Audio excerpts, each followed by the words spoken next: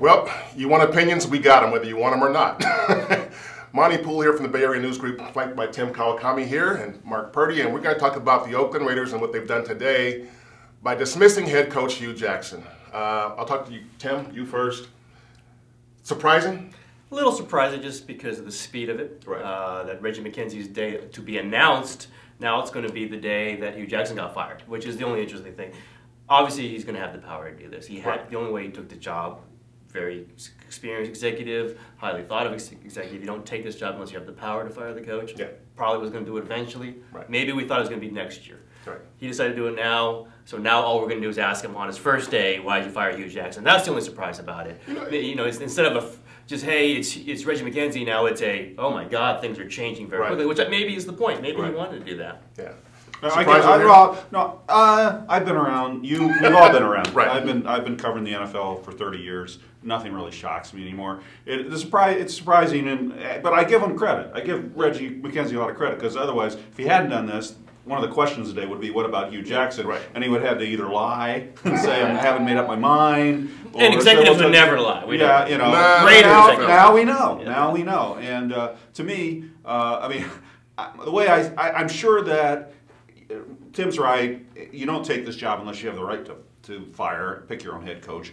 But I'm guessing maybe the ownership said, well, at least sit down with Hue and see how you guys, if there's anything there that you might want to keep him on. And that meeting apparently was very short, right? Yes. But to me, there is one other takeaway, yes. Monty, and you know more about this than anybody. But the biggest takeaway to me is that Mark Davis, the new owner of the Raiders, has decided he wants a real football organization. Mm-hmm. He doesn't want to be his dad, where he runs everything. He's hired somebody. Can't be his dad. He can't be his dad. But you know, no. Sometimes guys take over teams and think they can be they get their dad. And he's hired this guy to do this. It also tells me Mark Davis wants to stay on. I had wondered whether he even wanted to keep control of the team, whether he might sell his controlling shares of the team and let somebody else do it. Well, apparently he wants to retain ownership control of the team, and he's going to let Reggie McKenzie do the football. We'll find out in a few hours here what the workings were behind this. But when you think about this, you've got Mark Davis making the decision, but he enlisted the help of Ron Wolf and Ken Herrock and John Madden to find a general manager, which he did in Reggie McKenzie. McKenzie makes the call, but there are reasons to think that Mark Davis was very influential behind the dismissal of Hue Jackson. In recent days, here's what I've thought.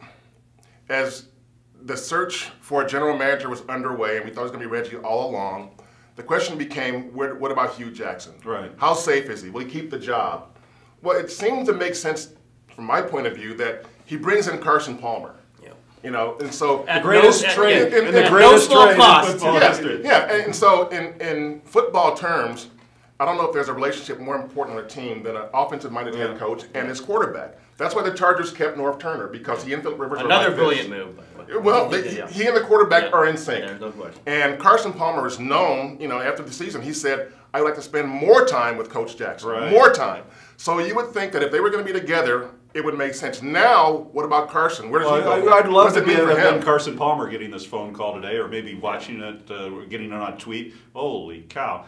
You know, and here's the other thing: what if the Raiders had made the playoffs?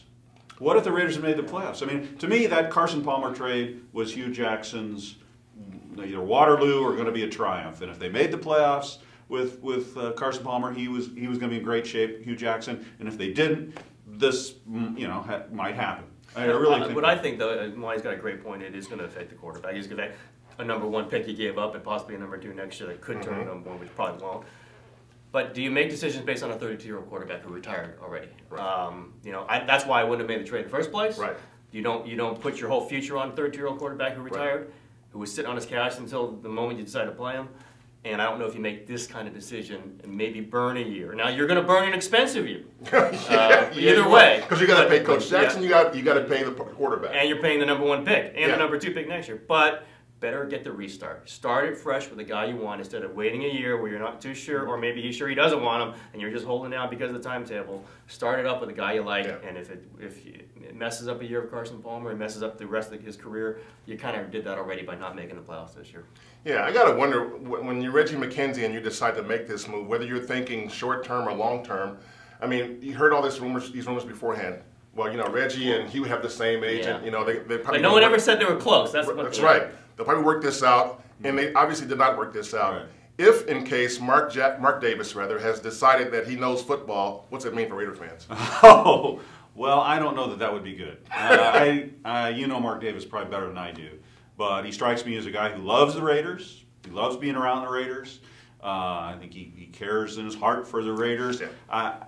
I hope he's smart enough to realize he isn't, you know, an Albert Einstein of football. And I'm curious to see. I'd like as we go move on with this thing. That's what I'm most curious about, is how Mark Davis. And will Mark Davis address these questions? I mean, that was the biggest question, other than. And no one has talked to him yet, right? No. Well, I mean, I've chatted with him. People have chatted with him. Maybe shook hands with him, but over the years, yeah. But certainly no give and take question and answer. Let's get a formal reply from Mark Davis. Will that happen today? I don't think it's going to happen today. It would be very good if it was. We get a little information. As many questions as Reggie McKenzie might get today, Mark Davis will get more than that. I think his are actually more but important because he's not going to be available. Oh, he's got to be available. We don't know. If they don't make him available, then why waste our time? Well, because he's a big part of this. He made the move. He made the hire. To do this. He made the hire. He made the hire. Al Davis would have been available for us. Maybe. Yeah. Well, he wouldn't want anybody else to be available. You know, I mean, whenever you hired the head coach, it was always like, you know, over there on oh yeah, by the way, we did this. But I think Davis hired McKenzie so that, I'm talking about Mark Davis. Mark Davis hired McKenzie so that Mark Davis wouldn't have to maybe be the front guy. He wouldn't have to. But he's not going to answer questions about whether they're going to sell the team, whether they're going to move the team. I don't think we'll see that, and we'll know that until it actually happens. Here's something I don't know. How long is McKenzie's contract? I don't know that yet. Will we find that out? No. Because that will answer Tim's question. Eventually we will. Is McKenzie thinking long term or short term? You know, Jackson knew he was short term, at least his because that's why he made the Carson Palmer trade, right? I think it was a good trade if you make the playoffs. I think it was a good trade if you make the playoffs, but it wasn't. I think in Hue's mind, he's saying it was a good trade, and we would have made the playoffs. And the reason why we didn't is not because of Carson Palmer, but it's because of the fact that we didn't stop anybody. Doesn't matter, you know. I mean, it wasn't Carson Palmer's fault they didn't make the playoffs, but. You know, Carson Palmer was supposed to overcome all this other stuff we know that happens with the Raiders so that they would make the playoffs. Does that make sense? That probably didn't make sense. I stopped listening about 10 minutes. Let me diagram that sentence. I don't know. But the bottom line then, what does this mean for the Raiders going forward?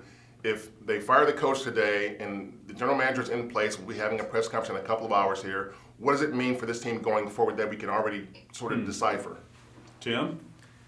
I think it means Reggie McKenzie's the guy. And I think he wanted to show that. I think he wanted to tell us that. And I think Hue Jackson made a move for that, and it didn't happen. Well, and I think that that's a very clear part of this. From beyond that, we'll have to see what Mark Davis is doing, and we'll have to see what Reggie McKenzie's going to do. Right. But this is the guy who's going to answer these questions, and nobody else. That's a good thing to know just off the face. Well, here's what it means. It means everybody in the Raiders building, if you're watching right now, you probably should worry about your jobs. You know, that's just the way of the NFL. If this happens, then, you know, everybody's job in that building is probably up for grabs. This, for Raiders fans, it means, unfortunately, you're probably going to have to be patient and wait probably for the team to go through some speed bumps here again before they get back on track to winning, if they're going to win. That's the way I see it. If you're in the building, though, I don't think you have much to worry about if you're on the business side, because this was for the business side, this was their best year. Yeah. I mean, they got the place sold out. They had every regular season game on TV, and that part of the credit for that was Hue Jackson, according to Amy Trask. She said he's the best partner she's had in the entire time. For the business side. Well, you know, the man can sell. He can sell ice to Eskimos. I really think Amy Trask is a smart person, and she will have a job in the NFL somewhere if she doesn't want to work here. And I think probably McKenzie would be smart to keep her on. But still, you know, we'll see what moves McKenzie. Does he have that power, or what? Rather, Mark Davis will really decide that, right? Well, the other thing is, I was talking to a couple of NFL people from the get-go, and they're saying, you do not understand how much this organization needs to be redone. That just start from ground zero, because there is just nothing there that a normal NFL executive would understand. Tape, film room, meetings, workers. It's all archaic. Yeah, Al has, in fact, I've heard, sent out for projects for other teams to do because he didn't have the people to do it. It's such a bare bones operation. Yeah. They're starting from zero. Yeah. And Reggie McKenzie's going to have to do it. We got snow cones in the freezer from 1978. One thing we would have to speculate on is the head coach. That's we'll finish. Yeah. Who's next? I mean, everyone said Winston Moss is the one that's associated to Reggie McKenzie. Explain who Winston Moss is. Defensive assistant for linebackers coach in Green Bay, has talked to the Raiders before, former player. A former Raider, yeah. Former Raider. It's hard to believe it wouldn't be. Winston Moss wouldn't be the first candidate and probably the second and third and fourth. And he's also someone that Al Davis has talked to in the past about potentially hiring him. But, Al has, before he hired a coach, he would talk to 100 people. Right. And so some of those people were just picking their brains, and some of them were actual candidates. Right. Winston Moss is believed to be a guy who was actually a candidate at one time. Okay, I mean, that's the only name that comes to mind for me. Yeah, I mean, I think that would be the guy that you would look forward to. I mean, he's a defensive guy. Al always wanted offensive guys. So, anyway, as we go forward, So it's not going to be John Gruden, as we go okay? forward, it's a very interesting situation now. The Raiders have always been interesting because of Al Davis. Now they're interesting because he's not there. Mark is in charge now. Reggie McKenzie's taking over. Real good times coming ahead. Keep us busy. Yeah.